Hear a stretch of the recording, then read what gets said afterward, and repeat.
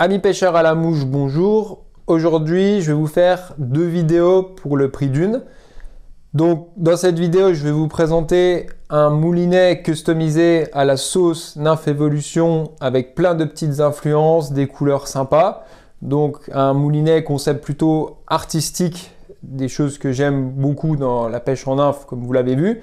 Et puis en parallèle de ça, il y aura toute une présentation technique de c'est quoi un moulinet pour pêcher en nymphe au grand fil en 2021 selon tout ce que je vous propose dans les vidéos Nymph Evolution. Donc ce sera une alternance de choses plutôt artistiques avec un point de vue technique sur un moulinet pour la pêche en nymphe au grand fil. Donc il y aura 6 parties dans cette vidéo. Première partie, quel est le rôle du moulinet dans la pêche en nymphe au grand fil comme je vous la propose. Deuxième partie, pêcher avec une soie ou avec que du backing dans le moulinet.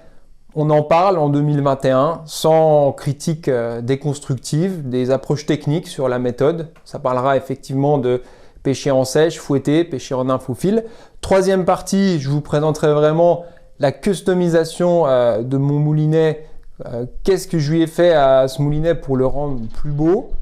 Quatrième partie, je vous montrerai comment je prépare mon moulinet pour pêcher en nymphe au grand fil, qui est très spécifique. Comme vous avez compris, il n'y a pas de soie dans l'affaire. Cinquième partie, on parlera vraiment technique de poids de moulinet, compensation, équilibre de canne. Ça, c'est un gros sujet. Tout le monde parle que de ça. Les gens sont focusés là-dessus. Est-ce que mon moulinet est équilibré avec ma canne? Les gens n'ont que ça à la bouche et oublient tous les autres paramètres. C'est très dommage. On parlera de ça. Et sixième partie, autre gros sujet, le rôle du frein, le frein du moulinet dans la pêche en nymphe au grand fil. Voilà, 6 petites parties, petit mélange de choses customisées Nymph Evolution. Petite discussion technique, comme ça peut plaire à tout le monde. Même si vous n'aimez pas ce style de moulinet, vous pouvez apprendre des petits points techniques dans l'affaire. C'est parti pour la première partie. Quel est le rôle du moulinet dans la pêche en nymphe au grand fil? Le moulinet dans la pêche en nymphe au grand fil n'a pas du tout le même rôle que le moulinet dans la pêche à la mouche classique, voire même aristocratique, traditionnelle, où on pêche uniquement avec de la soie pour fouetter des mouches sèches. J'ai 20 heures de vidéo là-dessus auparavant, je vous laisse aller revoir. Pêche en nymphe au grand fil, pas besoin de soie, que du nylon dans les anneaux, puisqu'on va lancer, fouetter des nymphes qui vont être propulsées par leur poids. Donc effet catapulte. Quand vous lancez des nymphes en pêche en nymphe moderne, au grand fil, vous avez que du nylon dans les anneaux, ce qui permet d'augmenter la sensibilité, et c'est le poids de vos nymphes qui vous permet de propulser. Donc c'est des lancers propulsés et non pas des lancers fouettés où vous avez des mouches qui pêchent de rien, à savoir des mouches sèches. Ça c'est capital et c'est expliqué pendant des heures dans mes vidéos précédentes. Je sais que c'est un point de blocage pour beaucoup de moucheurs nympheurs qui passent à la pêche en nymphe moderne. Et il faut bien que vous compreniez ça parce que de cette utilisation du fil découle la caractéristique du moulinet. Puisque si vous voulez minimaliser votre matériel et dégraisser ce qui ne sert pas, si vous n'allez pas avoir besoin de soie pour pêcher en nymphe au grand fil, vous n'allez pas vous emmerder avec une soie dans votre moulinet. Donc votre moulinet va pouvoir prendre tout à fait une autre tournure. Et vous avez compris que ce que j'aime faire avec Nymph Evolution, c'est taper dans le côté artistique des choses et rendre les choses à la fois efficaces, minimalistes et belles. Donc pour répondre à votre question, le rôle du moulinet dans ma pêche en nymphe au grand fil, il sert juste simplement de réserve de fil que je veux le plus léger possible. On va en parler plus tard, mais moi j'ai pas de notion d'équilibre dans ma canne. Je ne pêche qu'avec une canne de 11 pieds. Donc ce que je cherche, c'est un moulinet le plus léger, le plus beau et le plus robuste possible.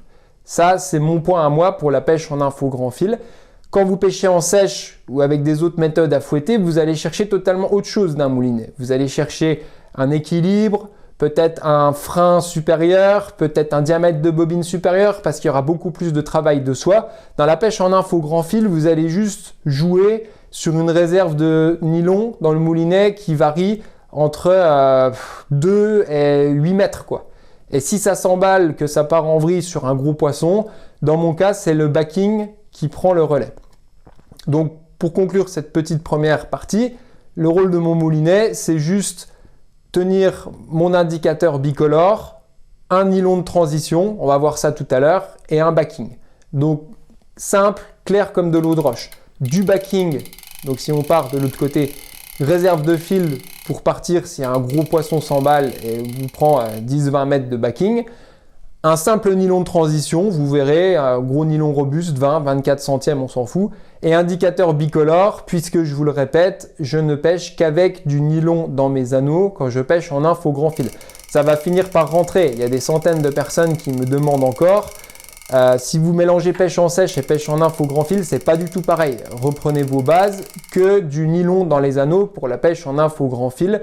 Ça, c'est une chose logique, il n'y a même pas de débat là-dessus. Vous ferez des meilleures dérives avec du nylon dans les anneaux.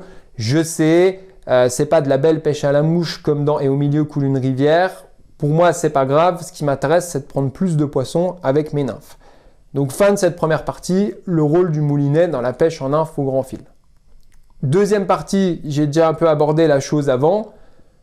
Notez bien la différence, soit ou pas soit, quand vous pêchez à la mouche de manière moderne. Et pêcher à la mouche de manière moderne en France, vous repartez dans les vidéos d'avant, il y a un écosystème franco-français où il y a quasiment plus de gobage. Je ne fais plus de débat à propos de ça, vous pouvez me contacter directement si vous voulez en débattre. J'ai pas trop le temps pour ça parce que j'avance dans ma méthode qui est évidente. Donc, ma pêche à la mouche moderne à moi, c'est une pêche où il y a quasiment plus de gobage et c'est que de la pêche en infofil de tous les courants. Donc, absence de soie. Je ne vais pas m'emmerder avec une soie dans le moulinet en France puisque je pêche 100% que en info grand fil dans les courants et à vue. Et franchement, je vais vous dire honnêtement, alors ça c'est la remarque classique, une fois de plus zoomé pour rien sur un point. Oh là là, mais qu'est-ce que tu fais quand tu vois un gobage? Mais les gars, personnellement, le nombre de gobages que j'ai vu les 2 dernières années vis-à-vis du nombre de poissons que j'ai pris en nymphe, il est vraiment minuscule. Donc, quand je vois un gobage, effectivement, ça arrive encore, je ne vais pas mentir, je ne vais pas dire que tout est foutu. Bah, soit je lui mets un coup dessus en infofil dans les courants légers, ou soit je passe en pêche en nymphe à vue quand je le peux. Mais franchement, ça représente 1% des cas comparé aux 99% des cas où vous allez prendre du poisson en nymphe. Voilà pourquoi dans cette pêche en nymphe moderne, je me passe de soie dans le moulinet puisque je lance des nymphes qui sont propulsées avec leur poids et je n'ai pas besoin de soie. Petit détail aussi, on peut quand même pêcher assez loin en nymphe au grand fil. En allongeant votre grand fil comme je vous le propose, vous avez quand même 8 mètres d'indicateur. Donc vous pêchez toujours dans un rayon entre 2 et 10 mètres autour de vous avec une 11 pieds. C'est largement suffisant pour bien exploiter une rivière. Et quand bien même vous pouvez me traiter de menteur et pas croire ce que je dis, tout ce que je vous raconte là, c'est un condensé des méthodes des meilleurs compétiteurs que j'ai vus tout autour du monde qui sont éprouvés, efficaces depuis des années. Moi, je vous les présente à ma sauce, mais en attendant, c'est un condensé de bonnes choses que j'ai vues et moi, je fais le passeur de messages. Je n'ai pas la prétention d'avoir inventé des choses.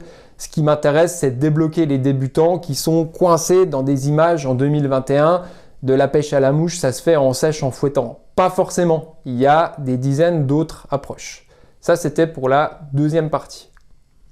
Troisième partie de cette vidéo sur la customisation du moulinet Redington Zero. Alors là, je me suis fait complètement plaisir. Vous avez remarqué que je mets une part de moi, une part de ma passion dans chaque produit que je fais avec Nymph Evolution, de la nymphe céramique à la Pheasant Tail. Tout ça, c'est des choses que j'ai conçues avec ma vision, à partir d'inspiration française, et j'ai ajouté à chaque fois ma petite sauce Nymph Evolution. Et là, je suis monté en force sur le moulinet parce que j'ai vraiment cherché le plus beau moulinet du marché pour faire ce que je voulais, à savoir y apposer un écusson avec des truites de tous les pays du monde qui m'ont influencé, que j'ai vu dans mes voyages, que j'ai pris en photo, que j'ai travaillé avec ma patte artistique. Et donc, je suis arrivé à ces 3 ensembles de moulinets que vous pouvez voir. Donc, le vert avocat, mon coloris préféré, le graphite sable Et puis le moulinet noir, simple, mat, je l'appelle Noir Katana, qui est la discrétion ultime. Donc vous pouvez déjà voir que j'ai poussé la customisation à fond en mettant un backing de couleurs adapté au moulinet, comme ça je me projette dans une ambiance. Au lieu de me dire des considérations techniques sur mon moulinet, quel est son poids, quel est son frein et compagnie, moi je le mets du côté artistique, parce que comme je vous l'ai expliqué dans la vidéo Vector Equilibrium par exemple, je vous invite à aller dans les archives, je rends beau tout ce qui est juste un accessoire pour ma pêche. Donc mon moulinet, il a juste le rôle simple que je vous ai décrit avant. Maintenant, j'adore le rendre magnifique pour me projeter dans un état d'esprit où tout ce que j'emmène au bord de l'eau, c'est minimaliste, mais par contre, ça a de la gueule, ça a du panache, c'est joli. C'est pas des designés pour être vendus en volume, faits à Shenzhen ou à Wuhan. Vous avez compris maintenant avec Nymph Evolution que je vais faire quelque chose d'unique, quelque chose qui a de la gueule, quelque chose de singulier, quelque chose de beau, du savoir-faire français avec une vision. Je ne suis pas un financier, moi. Je ne fais pas des que je design en France et que je vais après faire fabriquer en Chine et vous mettre une couche de marketing là-dessus avec des vidéos payées. C'est pas du tout ça ce que je veux faire avec Nymph Evolution. Justement, je veux aller à l'inverse de ça.